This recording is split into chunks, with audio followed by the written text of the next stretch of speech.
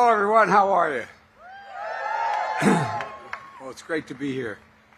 Before I begin to talk about the whole notion of rebuilding America, I want to talk very briefly about what happened in Nashville.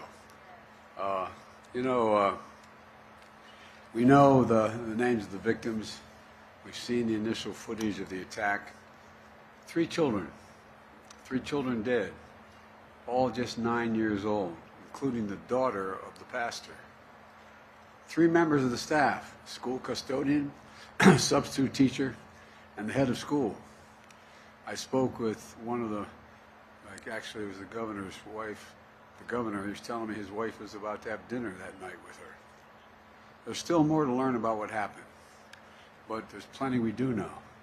We know that this family's worst nightmare, the family's worst nightmare has occurred. I've lost a child not to that. I've lost a child to an accident and to cancer. But I tell you, there's nothing like losing a child, particularly the more senseless it is, the more devastating the impact on you. It's absolutely heartbreaking. And it's senseless. You know, those children should all be with us still. By the way, have a seat if you have one. They should still be with us. As a nation, this is not hyperbole, as a nation we owe these families more than our prayers. We owe them action. You know, we have to do more to stop this gun violence, of ripping communities apart, and ripping apart the soul of this nation. To protect our children so they learn how to read and write instead of duck and cover in a classroom. You know, we need to act. These are weapons of war. I'm a Second Amendment guy. I have 2 shotguns. My sons have shotguns. You know, but our states, you know, everybody thinks somehow the Second Amendment is absolute. You're not allowed to go out and own an automatic weapon. You're not allowed to own a machine gun. You're not allowed to own a flamethrower. You're not allowed to own so many other things. Why in God's name do we allow these weapons of war in our streets and at our schools? According to law enforcement, the shooter of this horror had 2 assault weapons and a pistol. And what in God's name are we doing? These guns are the number. This is hard to believe. I never thought when I started my public life that guns would be the #1 killer of children in America. Guns, #1. It's sick. And overwhelmingly a majority of gun owners agree. We have to do something. Not just everybody, the gun owners agree. There's a moral price to pay for inaction. Last year, we came together to pass the most significant gun safety legislation in 30 years. It was bipartisan. We got it done. And don't tell me we can't do more together. So I again call on Congress to pass the assault weapons ban. Pass it. It should not be a partisan issue. It's a common sense issue. We have to act now. And people say, why do I keep saying this if it's not happening? Because I want you to know who isn't doing it, who isn't helping, to put pressure on them. You know, I know you see on television, it's not just merely the weapon in terms of that it's semi-automatic in effect, but the velocity with which it comes out of that muzzle, what it does when it hits the body. Most bullets would go just straight through and out, but it blows up once it's inside your body. What in God's name does anyone need that for in America? Folks, look, let me come to speak to what I came to talk about. I want to thank Jake for the introduction, and Mayor Elaine O'Neill, thank you for the passport into the city. And Governor Cooper, thanks for inviting me back to North Carolina. Now, see, he should know better, but he's invited me back. We've been doing this a lot. Where is the Gov? There he is. By the way, if you had to name the 5 best governors of either party in the United States of America, this guy is one of them. We really are. And you know why? You all know it, whether you're Democrat or Republican, liberal or conservative. He has more integrity in his little finger than most people have in their whole body. What he says you can count on. He's completely straight. We're also committed to this state. You're here on your wedding anniversary, and I just want you to know I sent flowers to your wife. I don't know about you. You better damn well be in time for that dinner. He has dinner later tonight. I'm not going to tell you the time because you may want to go to the same restaurant. But the fact is that I promise I'm not going to speak till 6:30. That's when the dinner is. Gov, thanks for being here today, but thanks for your friendship. And you have two great freshman members of Congress, Representative Valerie Fushi. Valerie, where are you sitting? There you are, Valerie. And Representative Wiley Nickel. Wiley, stand up, man. They're fighting hard for the people of North Carolina. And Secretary Gina Raimondo, former governor, is doing an incredible job as a cabinet member with me. And she is implementing the laws we've just passed, and we're going to change this country. And Wolfspeed CEO, Greg Lowe. Greg's over there. There you go, Greg. I was doing some photos, and a guy walked through the line and said, last time you were here for light bulbs. Have a lot more light bulbs now. Anyway, thanks for partnering with Governor Cooper on this historic investment. This is the largest investment in manufacturing in the history of North Carolina. I've asked CEOs this question repeatedly since we began passing this legislation. When the United States invests considerable resources in new industry, does it encourage businesses to get in the game or discourage them? And the answer is universal. It encourages business to get in the game. Federal investment attracts private sector investment. It creates jobs and industries. And it demonstrates we're all in this together. And that's what today's about. We're here to talk about what we're doing to invest in America, to invest in North Carolina, and the progress we made building an economy from the middle out, the bottom up, not trickle down from the top down. That never landed on my dad's kitchen table, the trickle down piece. Progress we made creating strong, sustainable economic growth. We passed the American Rescue Plan right after I was elected, the most aggressive economic recovery package since Franklin Roosevelt. We passed the bipartisan infrastructure law, the most substantial investment since President Eisenhower's investment in infrastructure, roads, bridges, ports, airports, clean water, high-speed internet. And we passed the CHIPS and Science Act, most significant investment in manufacturing and research development in our history. We used to invest 2% of our GDP in research and development. The last 35 years, it got down to 0.7%. But America's coming back. We're determined to lead the world in the manufacturing of semiconductors.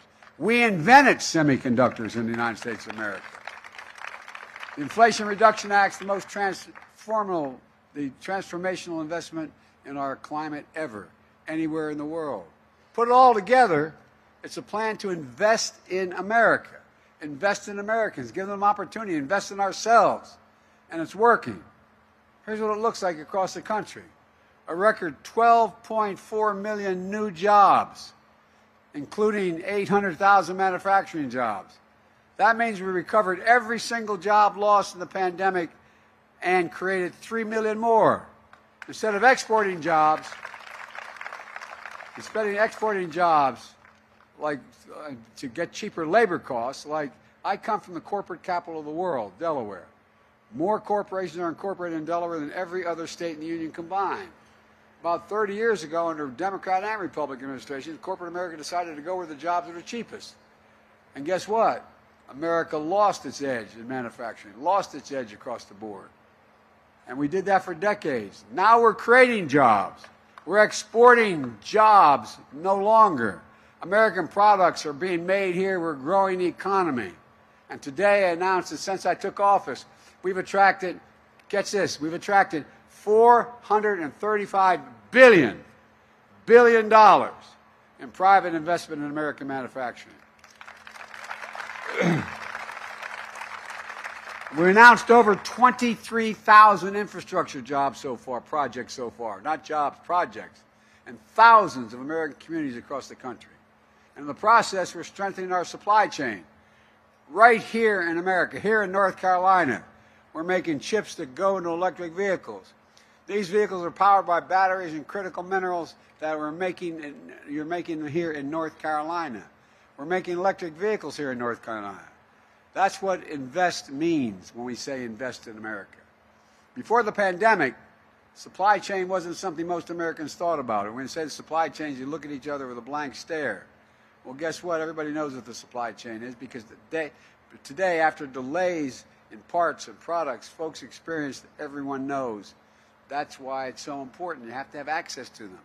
My economic plan brings the supply chain home to the United States. I was asked by one foreign leader who remained nameless why I was doing this. I said, we're no longer going to have to wait for product from other countries.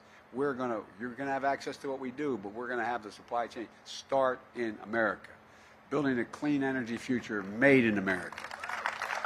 And that means providing incentives for companies to manufacture clean energy technology here in North Carolina and across the country, where companies are making electric vehicles because of our investments. In Charlotte, where, Albemarle is using funding from the Bipartisan Infrastructure Act to process lithium and critical materials that power EV batteries. Across the state, we're building a network of electric vehicle charging stations, and we're going to build 550,000 of them across all of America. We're driving up and down the coast or on I-85. Charging stations will be as easy to find as gas stations are today, and that's a promise. And Wolfspeed is making an investment that will further strengthen the supply chain. The largest investment in manufacturing in North Carolina history, $5 billion they're investing. They make the wafers needed to produce semiconductors, these small computer chips, smaller than the end of your little finger, that power everyday lives, everything, smartphones, washing machines, hospital equipment, automobiles, you name it. They're especially critical in power in electric vehicles, which can use 2,000 to 3,000 chips for a single vehicle. And building their construction this building they're constructing will be the size of 38 football fields. Let me say that again. Well, they're constructing the size of 38 football fields. We'll have 10 times the productive capacity compared to where we're standing on today. 38 football fields. Next door to Chatham County, VinFast is investing $4 billion to produce electric vehicles to use the semiconductors Wolfspeed produces. Think about this, what it means to our supply chain and to our communities. Instead of relying on minerals made overseas in places like China, the supply chain will be here in America, here in North Carolina. It's a game changer. And by the way, America invented these chips. We invented them. We are the guys that came up with it because of the space program. Federal investment helped reduce the cost of creating and marketing the entire industry that America led.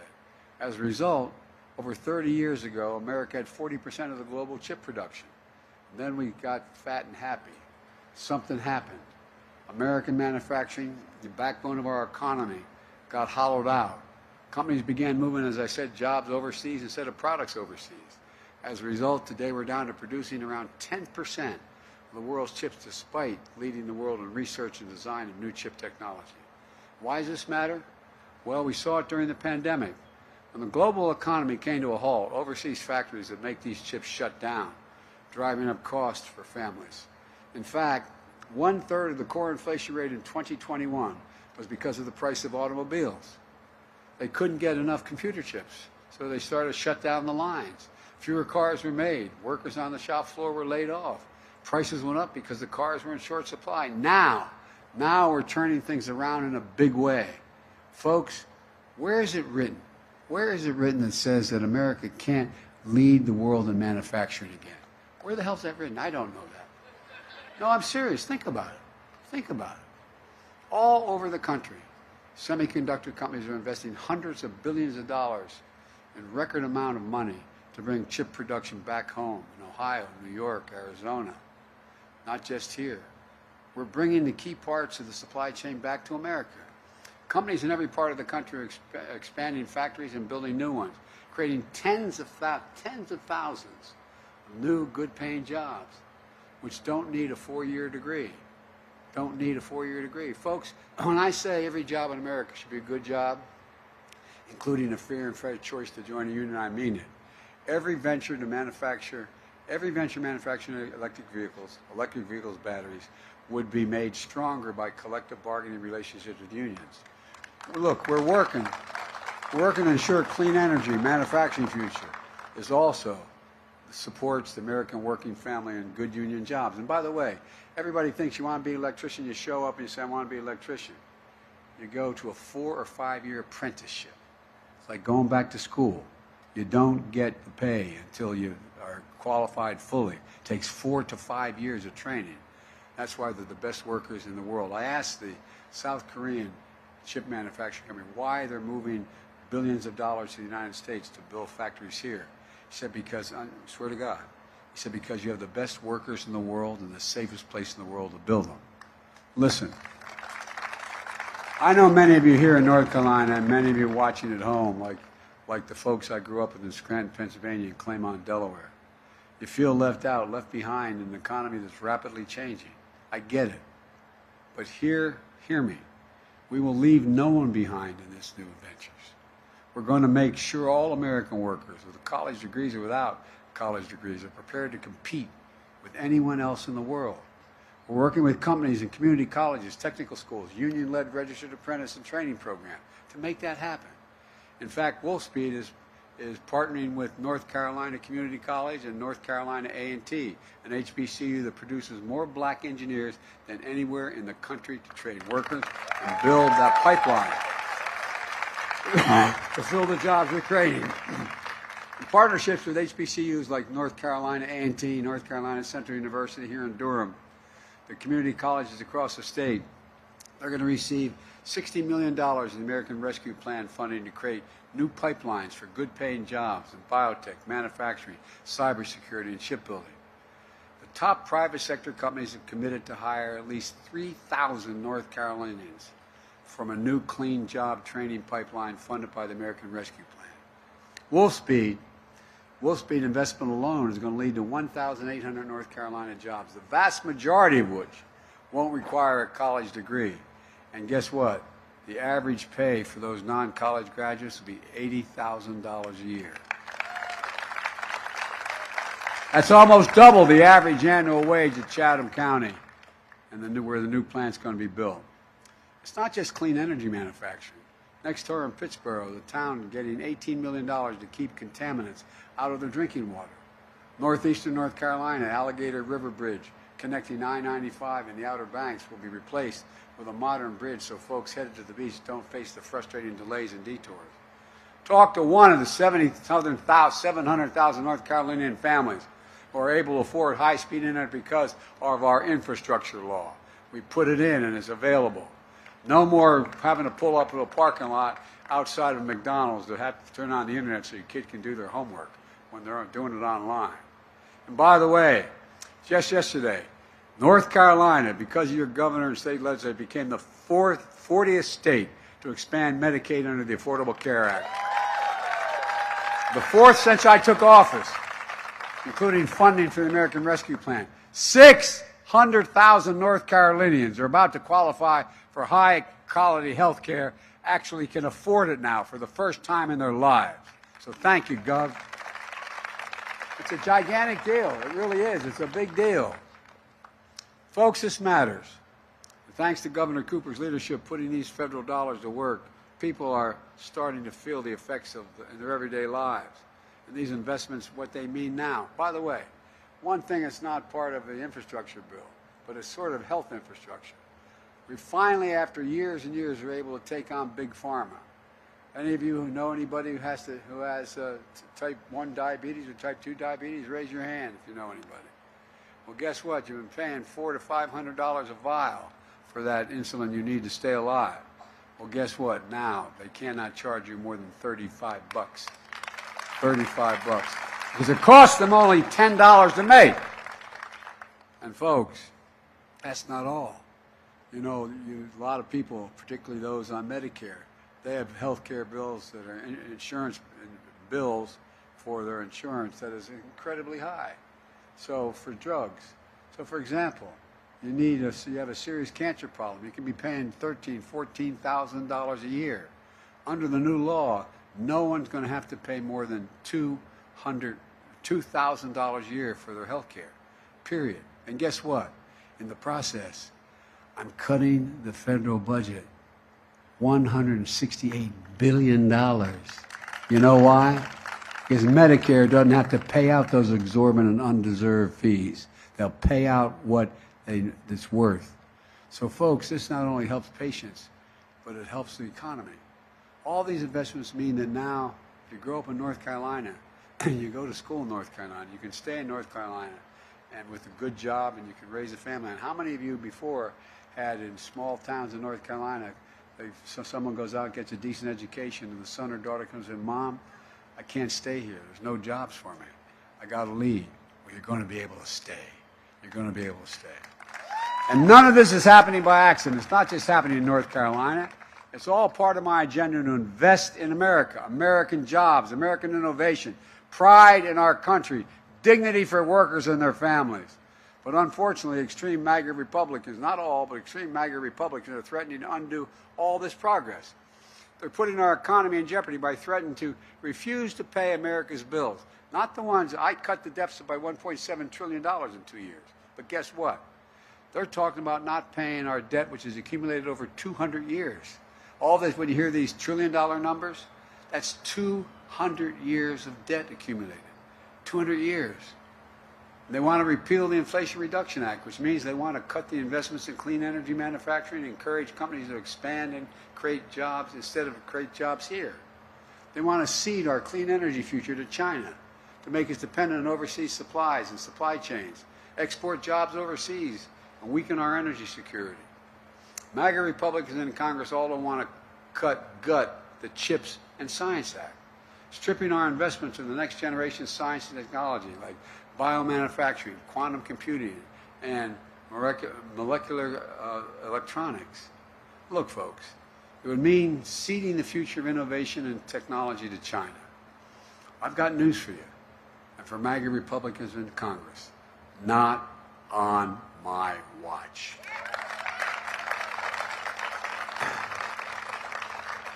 We're not going to let them undo all the progress we've made. There's a number of Republicans that feel the same way. Let me close with this. I've been determined to make things in this country again, to build American manufacturing capacity, to make sure we're never and again for a position like we were during the pandemic. We're relying on other countries to make things that we need at home to make anything. Folks, some folks didn't believe we could do it, but I've made no bones about it. I've said for a long time, and I mean this from the bottom of my heart, if we invest in America, we can change the country's future. 30 years ago, I'll say it again, we invested 2% of our entire GDP in research and development. By the time I came to office, that was under 10%. If I'm not mistaken, it was 0.7%. We're turning that around. We're proving it's never been a good bet to bet against America. I've never been more optimistic about our country's future. We just need to remember who we are. We're the United States of America. There is nothing beyond our capacity when we act together. Virtually nothing. God bless you all, and may God protect our troops. Thank you, thank you, thank you.